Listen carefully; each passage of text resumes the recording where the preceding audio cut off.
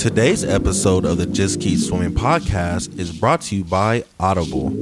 Audible is an online audiobook and podcast service offering over 10,000 books and the ability to listen to your favorite podcasts, including the Just Keep Swimming podcast. I personally use Audible all the time and suggest you take a listen to Intentional Living by John C. Maxwell. In this book, Mr. Maxwell shares his story on how he was able to live a noble and purposeful life and gives you tips and tricks so you can do the same. So please start your 30-day free trial now at www.audibletrial.com/JKS podcast, all lowercase. Again, that is www.audibletrial.com/JKS podcast. And if you have any more questions or concerns for the Just Keep Swimming podcast, you're always welcome to reach out to us on Facebook or at Instagram at justkeepswimming_podcast, or you can email us at jkspodcast702@gmail.com. And with that out the way, let's dive into it.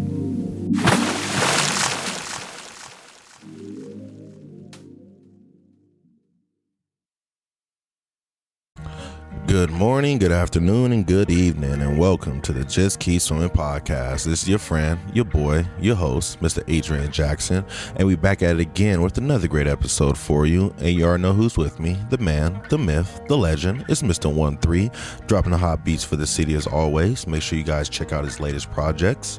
So today's, ladies and gentlemen, I have a small message for you guys that I believe kind of applied to me this weekend.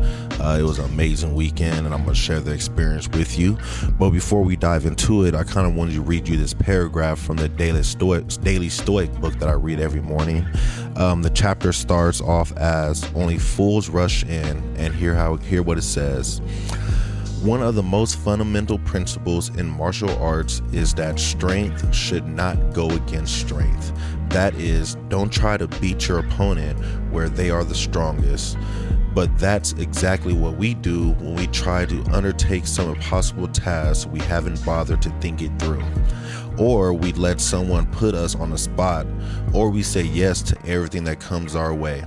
Some people think that choosing your battles is weak or calculating. How could reducing the amount of time we fail or minimizing the number of needless injuries effect upon us being weak? How is it a bad thing? As the saying goes, discernment is the best part of valor. The Stoics call it reasoned choice. That means be reasonable. Think hard before choosing and make your choices unbeatable. So I think that right there was a really good chapter, pretty much talking about think before you act. Make sure you think about what you're about to do before you just go and jump into it, because the way in the world is nowadays, a lot of people would try to make us do things that we don't want to do because we're quote unquote obligated to do, or we quote unquote need to do this to fit in with the pack, or whatever the case may be. People may look at you weird if you don't do this, or if you do this, people may look at you in a different light. And I think that right there is a great chapter, because for me this weekend, first shout out to the Petaways, Mr. Jared and Miss Stephanie, for finally tying the knot and becoming amazing newlyweds. It was an amazing wedding, amazing weekend. We enjoyed so much fun. I enjoyed their company, got to meet new people, see old faces, reconnect with people. It was amazing, no question about that at all. But throughout the weekend, as some people probably know, during wedding weekends, there's a lot of events going on. You have welcome parties, you have lunches, you have dinners, you have desserts, you got beer runs, you got so much stuff going on. And it's easy to get caught up in the idea that, you have to do this, you have to do that because you're here for this reason. And yes, I understand being a part of the party, and enjoying the festivities. But at the same time, if it's burning you out and not making you able to function at your highest degree, or let you use the positive attitude or have good energy that you give out during the event, is it really worth it for you to go through all of that? There was a time where me and Jessica were supposed to be somewhere, but we were dead tired because we were up all night. We traveled all morning.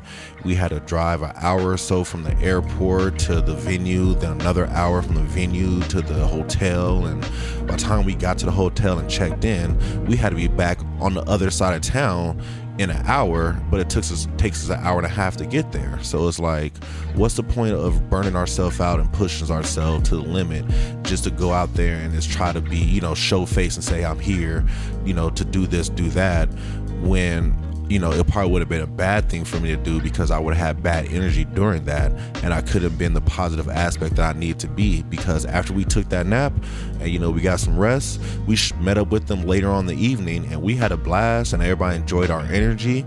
But I kind of feel like we couldn't have had that fun if we couldn't have got the rest that we needed, trying to force ourselves to be places.